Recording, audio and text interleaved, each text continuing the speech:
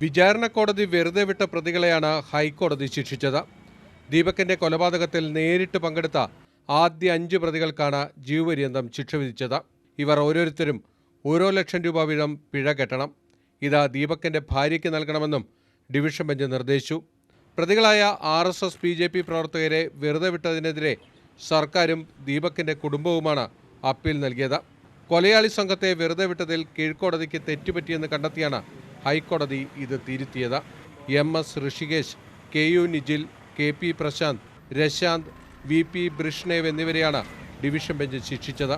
അതുകൂടാതെ തന്നെ ദീപകിൻ്റെ കുടുംബ അംഗങ്ങൾക്ക് നഷ്ടപരിഹാരമായിട്ട് ലീഗൽ സർവീസസ് അതോറിറ്റിക്ക് പ്രത്യേക ഡയറക്ഷൻ ഹൈക്കോടതി നൽകിയിരിക്കുകയാണ്.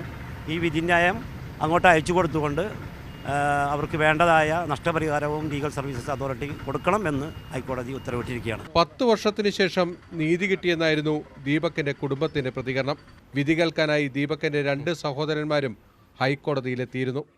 സത്യം ജയിച്ചു എന്നുള്ളതാണ് അതിലേറ്റവും സന്തോഷപ്പെടുത്തുന്നത്. ചേട്ടനെ നഷ്ടപ്പെട്ടതിൽ തിരിച്ചു കിട്ടില്ലെങ്കിലും നമുക്ക് നീതി കിട്ടിയതിൽ വളരെ സന്തോഷമുണ്ട്. BJP വിട്ടാണ് ദീപക് ജനതാദളിന്റെ ഭാഗമാകുന്നത്. പിന്നീട് നാട്ടിക നിയോജക മണ്ഡലം കമ്മിറ്റി പ്രസിഡന്റുമായി.